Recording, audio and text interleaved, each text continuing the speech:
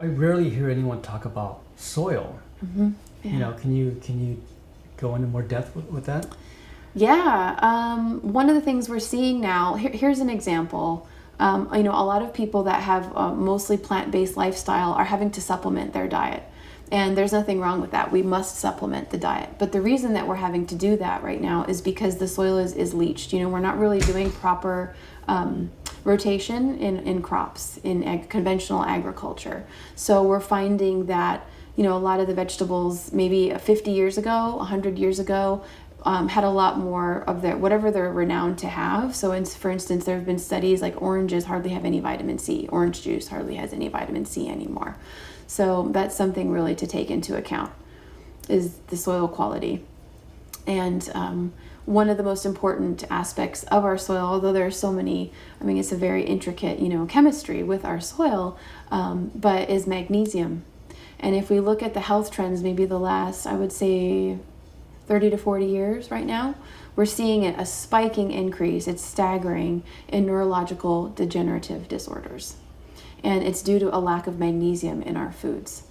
So along with supplementation and food and getting the nutrients that we require at a cellular level, is that concept of trying to get as much nutrition as we can from our food, but also looking at the sourcing of the food and knowing, okay, well, if this is coming from this particular region, let's say in the Corn Belt, where the practices have been a certain way for so long, then we're going to need to supplement. So when we are supplementing, I highly recommend herbs, powders. We've got all these fabulous freeze-dried powders nowadays, superfood concentrated powders, as opposed to capsules if you can, because it's easier to metabolize. So teas and juices, and so yeah, as close to nature as we possibly can when we supplement.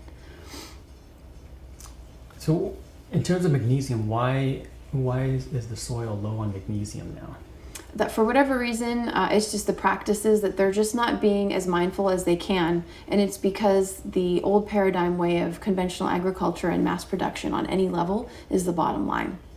So they're kind of neglecting one of the most important key and yet subtle aspects of their productivity, which is the soil health, to be fast and to rotate crops more quickly and to get more mass out there. So that's really the main reason. Is trying to increase, their profit by producing more, rather than taking time to maybe rotate those crops or tend to the soil first. Renutrify the soil, use a natural fertilizer or composting. Conventional agriculture really isn't doing a lot of those things. Do you mean the companies are maximizing the use of the soil too much? Yeah. And what is an ideal process then? That gets too specific. It's a little bit beyond my scope of knowledge. I just know that they're lacking. They're lacking in the nutrition that they would need. Mm-hmm. Okay. Mm-hmm. You need to refertilize it. That they should use a different process and not tax it so much. Exactly. Okay. Yeah, because it's very thin. It's just hanging on. The topsoil isn't what it used to be. It's not very rich anymore. Okay. Mm-hmm. Okay. What would you say in the past, like the percentage of nutrients that would go into the food versus today? What's the percentage? I mean, this is just a guess. So this isn't based on any facts, but just from my research, I'm going to say that it's probably like a 50% reduction, 70% reduction in the nutritional value of fresh produce, which can be very disappointing to a lot of people because, they're going to the grocery store and they're buying things to juice, but they still need to add more to that juice.